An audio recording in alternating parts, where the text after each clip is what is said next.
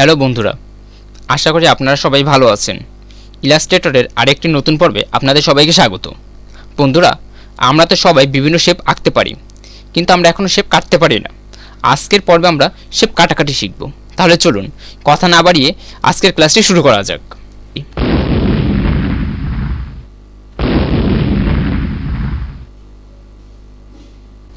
বন্ধুরা, শেপ কাটার জন্য আমরা প্রথমে তিনটি টুলের ব্যবহার শিখব। এই টুলগুলোর জন্য আমরা চলে যাব টুলবারের এই জায়গাটায়। এখানে আমরা যে টুলটি দেখতে পাচ্ছি, এই টুলটির নাম হচ্ছে ইরেজার টুল। ইরেজার টুলের উপর মাউস পয়েন্টার রেখে ক্লিক করে জাস্ট ধরে রাখবেন, তাহলে আপনার সামনে এরকম চলে আসবে। এখানে আপনি আরও দুইটা অর্থাৎ মোট তিনটি টুল পাবেন। প্রথম টুলটি হচ্ছে ইরেজার টুল, তারপর হচ্ছে সিজার্স টুল, এরপরে হচ্ছে নাইফ টুল। এই তিনটি টুল ব্যবহার করে কিন্তু আপনি সেগুলোকে কাটতে পারেন। তো বন্ধুরা, আমরা এখান থেকে জাস্ট একটা ক্লিক করব। ক্লিক করার পর এটাকে ধরে রেখে জাস্ট এখানে আমরা ছেড়ে দিব। এখন বন্ধুরা, প্রথমে আমরা ইরেজার টুলের কাজটি দেখব। এটা হচ্ছে আমাদের ইরেজার টুল। ইরেজার টুল নেওয়ার পর যখনই আপনি আর্টবোর্ডে আসবেন, তখন আপনাকে সাইজটা কিন্তু দেখাবে। এখন আমরা একটা সাইজ দেখতে পাচ্ছি। এখন বন্ধুরা, আমরা এই শেপটার উপর রেখে যদি একটা ক্লিক করি, ক্লিক করার সাথে সাথে দেখবেন এই অংশটা কিন্তু কেটে গেছে। এখন আমি চাচ্ছি সাইজটা আরও ছোটো করতে। তো সাইজ ছোটো করবো কীভাবে? বন্ধুরা, সাইজ ছোটো বড়ো করার জন্য আমরা কিবোর্ড থেকে সেকেন্ড ব্র্যাকেট অপশন ব্যবহার করব। কিবোর্ডের সেকেন্ড ব্র্যাকেটের উপর যদি আমি ক্লিক করি, তাহলে একটা সেকেন্ড ব্র্যাকেটের উপর ক্লিক করে দেখবেন সাইজটা ছোটো হচ্ছে, এবং সেকেন্ড ব্র্যাকেটের অপর যে অংশ আছে তার উপরে ক্লিক করলে দেখবেন সাইজটা বড় হচ্ছে। তো আমি সাইজটা ছোটো করে নিচ্ছি। এখন ছোটো করার পর যদি আমি এখানে আরেকটা ক্লিক করি, তাহলে দেখেন এখানে কিন্তু কেটে যাচ্ছে, আবার এই যে এখানে কেটে যাচ্ছে। এখন চাইলে আমি সাইজটা আরও ছোটো করতে পারি। তার জন্য যে সেকেন্ড ব্র্যাকেট শুরু করি সেইটার উপরে চাপ দিয়ে একটু ধরে রাখবো, তাহলে দেখবেন সাইজটা আরও ছোটো হচ্ছে। এখন আমরা এই শেপটাকে কাটবো। আমরা এইখানে ক্লিক করে ধরে রেখে জাস্ট এইভাবে একটা টান দিব, তাহলে দেখবেন শেপটা কেটে গেছে। এখন এই শেপে কিন্তু দুইটা অংশ, এই একটা অংশ, এই একটা অংশ। এই অংশে আমি আলাদা একটা কালার দিতে পারি, তো এর কালারটা আমি কালো দিয়ে দিচ্ছি। আর এই যে অংশ, এর একটা চাইলে আলাদা কালার আমি দিতে পারি, তো এর কালারটা আমি হলুদ দিয়ে দিচ্ছি। এইভাবে চাইলে কিন্তু আপনারা শেপগুলোকে কাটতে পারেন। শুধু তাই নয়, এই অংশটাকে চাইলে আমি সরাতেও পারি। এই যে এরকম অংশটাকে বিভিন্ন জায়গায় রেখে আমি কাজ করতে পারি। আমার প্রয়োজন অনুসারে কিন্তু আমি এই শেপের বিভিন্ন অংশগুলোকে সরিয়ে রাখতেই পারি। আশা করি ইরেজার টুলের ব্যাপারটা আপনারা সবাই বুঝতে পেরেছেন। এখন আমরা আরেকটা গুরুত্বপূর্ণ টুল শিখব। এই টুলটির নাম হচ্ছে নাইফ টুল। নাইফ অর্থ হচ্ছে ছুরি। এই যে আপনারা ছুরির চিহ্নটা দেখতে পাচ্ছেন, এটা হচ্ছে নাইফ টুল। এই নাইফ টুল দিয়েও আমরা ইরেজার টুলের মতো যে কোনো শেপকে কাটতে পারি। তো এই নাইফ টুল দিয়ে আমরা এই শেপটাকে কেটে দেখাই। তো প্রথমে আমরা এখান থেকে মাউসটা রাখবো, রাখার পরে মাউসের লেফট বাটনে ক্লিক করে জাস্ট এইভাবে একটা টান দিবেন। এইভাবে টান দেওয়ার পরে দেখবেন এখানে একটা দাগ চলে আসছে।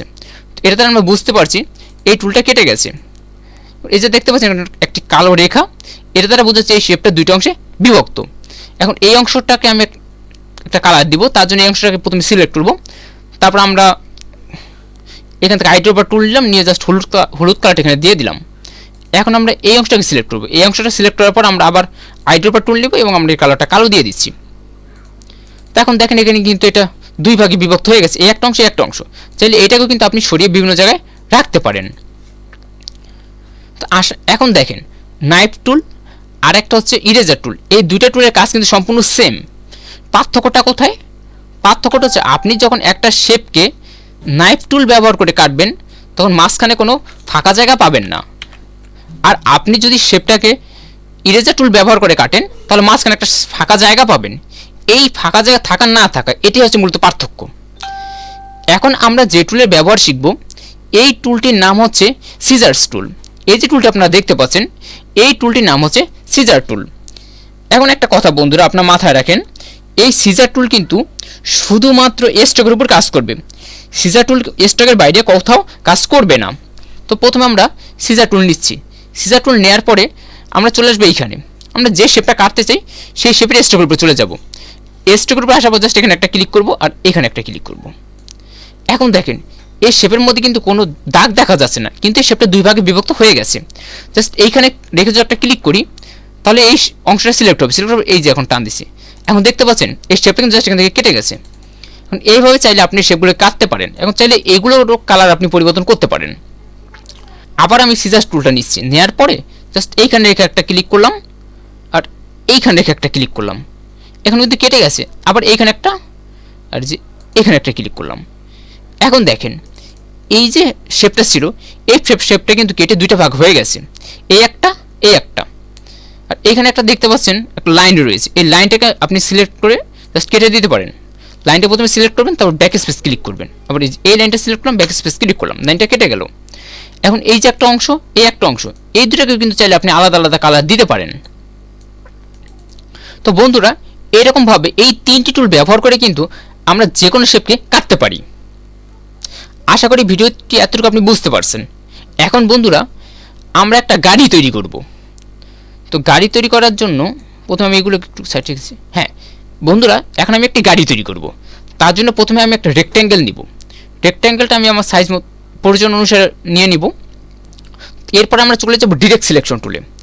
ডিরেক্ট সিলেকশন টুল নেওয়ার পরে এই যে অ্যাঙ্কর পয়েন্টটা দেখতে পাচ্ছেন, এই অ্যাঙ্কর পয়েন্টটা সিলেক্ট করব। এই অ্যাঙ্কর পয়েন্টটা সিলেক্ট করার পর জাস্ট এইখানে এনে আমরা ছেড়ে দিব। এরপরে বন্ধুরা আমরা নিব একটা ইলিপস। এই যে ইলিপসটা নেওয়ার পরে জাস্ট ইলিপসটা আপনি এখানে রাখবেন। রাখার পরে কিবোর্ড থেকে শিফট আর আল্টার কি চেপে ধরে জাস্ট এইভাবে টান দিবেন। টান দিলে দেখবেন ইলিপসটা বড় হয়ে গেছে। তো এই ইলিপসের কালারটা আমি একটু পরিবর্তন করে নিচ্ছি, এর কালারটা আমি কালো দিয়ে দিচ্ছি। এখন এই ইলিপসটাকে আমি কপি করব। কপি করার জন্য আমি এই ইলিপসের উপর মাউস পয়েন্টার রাখবো, তারপরে আল্টার চাপ দেব, কিবোর্ড থেকে আল্টারকে চেপে ধরে তারপর মাউসটা ক্লিক করে জাস্ট এখানে আমরা ছেড়ে দেব। তাহলে দেখবেন আমাদের ইলিপসটা কিন্তু কপি হয়ে এখানে চলে আসবে। এখন বন্ধুরা আমরা এই ইলিপস দুটাকে সিলেক্ট করব। তার জন্য আমরা কিবোর্ড থেকে শিফটকে চেপে ধরে রাখবো, তারপর এখানে একটা ক্লিক করব, এখানে একটা ক্লিক করব।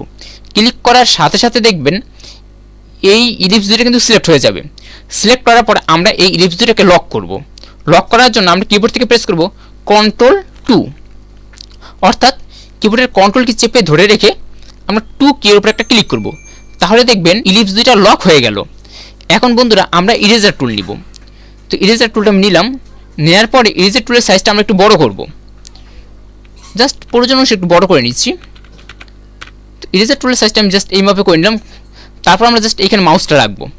রাখার পরে ইরেজার টুলটা জাস্ট আমরা এখানে রাখার পর জাস্ট একটা ক্লিক করব। ক্লিক করলে দেখবেন আমাদের যে রেক্ট্যাঙ্গেল শেপটা ছিল লাল, এই লাল শেপটা কিন্তু কেটে গেছে। আবার আমি জাস্ট এখানে এনে রেখে আরেকটা ক্লিক করব, তাহলে দেখেন এই অংশটা কিন্তু কেটে গেছে। এখন বন্ধুরা দেখেন আমাদের কিন্তু একটা গাড়ি তৈরি করা হয়ে গেল। এখন আমরা এই যে ইলিপসটা দেখতে পাচ্ছেন, এই ইলিপস দুটাকে আনলক করব। আনলক করার জন্য আমরা কিবোর্ড থেকে প্রেস করব Ctrl+Alt+2। Ctrl+Alt+2 এই তিনটা কি যদি আপনি একসাথে চাপ দেন তাহলে কিন্তু এই দুটো আনলক হয়ে যাবে। এখন বন্ধুরা আমি এই পুরোটাকে সিলেক্ট করব। পুরোটা সিলেক্ট করার পর আমরা কিবোর্ড থেকে প্রেস করব Ctrl+G। Ctrl+G প্রেস করার পর এই সবগুলো গ্রুপ হয়ে যাবে। তো এইভাবে চাইলে আমরা একটা গাড়ি তৈরি করতে পারি।